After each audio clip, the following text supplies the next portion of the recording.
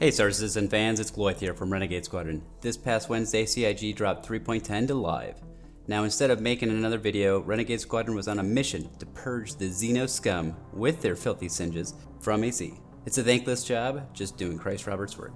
So what's actually new about 3.10? Well, there was a lot of bug fixes. Notably, the aim down sight bug and the bugged Eclipse torp bays have now been fixed.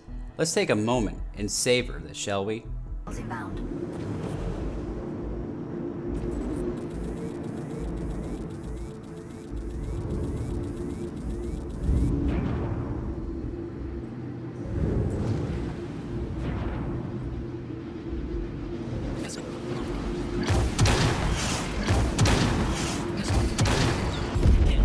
Oh yeah, just imagine all the salty people getting hit with these.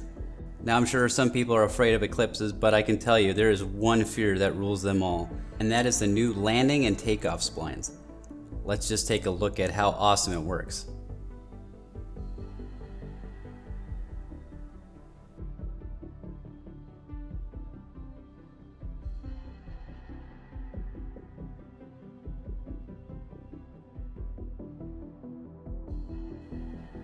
As you guys can see, if you take off, make sure you go directly up. I've seen a lot of people lift up and then try and move forward. If that auto steer ends up engaging, you're going to go careening into something. You're going to lose your cargo. It's going to be a really bad day. But as you can see, if you go directly up, it'll spin you around a little bit. You can recover from it. But yeah, it's kind of a win-lose situation, so hopefully it gets refined with further patches. Another new addition is the enlarged Grimhack's landing areas. This is going to be a lot nicer for those that have got caterpillars or want to take off a hammerhead there. You finally can do that. So really cool stuff. Hopefully they can get it sorted out with some of the landing hierarchy, especially if you're next to one of the landing pads, maybe use that landing pad instead of making you go all the way around. But other than that, really cool. You know what? Let's check these hangars out real quick.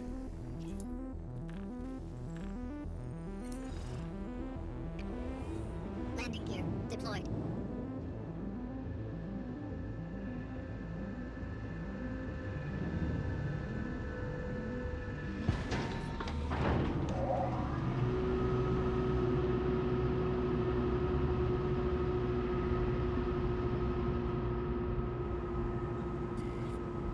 Deck proximity alert. Landing complete. Landing complete.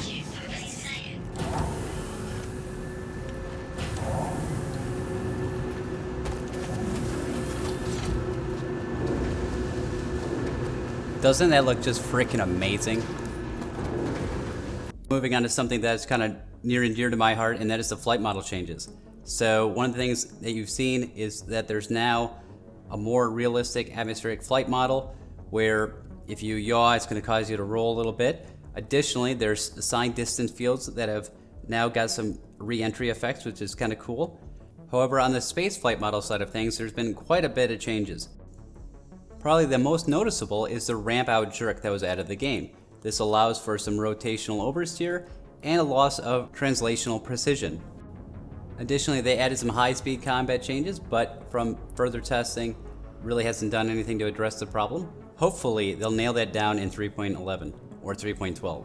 Now, probably the most exciting thing about all of 3.10 is gotta be turrets. Turret control is amazing. It now utilizes the new fixed assist, which makes it so much easier to hit moving targets. It even has a DPI toggle on turrets now, and it massacres stuff. Whether you're in the Hurricane or a Hammerhead, it's just an amazing experience, and everybody should be super excited for this. Another real interesting change was the targeting methodology. That definitely changed what we used to have. It's more of, hey, if you're looking a general direction, you can lock those kind of targets, or you can lock targets that are locking you. But there's a whole bunch of different keybinds, and just definitely check it out.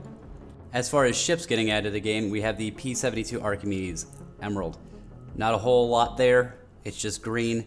But we did see some awesome fixes to the Buccaneer. Its engines aren't just getting blown off now. And on top of that, holy cow, we've got a Caterpillar, Gladiator, and Xeon Scouts with upgraded hardpoints. That is awesome. So if you wanted to use a Hurricane, I would probably say, hey, get a buddy in a Gladiator, have some fun with it. That's going to be a blast.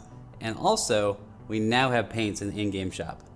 As far as ground combat goes, they added some new FPS weapons. They added a sniper rifle, some electron weapons, and my personal favorite, the C-54 ballistic SMG.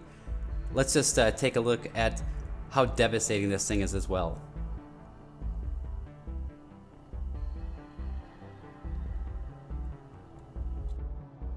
Lastly, another cool vehicle that CIG added is the Industrial Rock Mining Vehicle. Now this thing is designed to mine kind of where you would normally mine with your hand mining tool, stuff like that.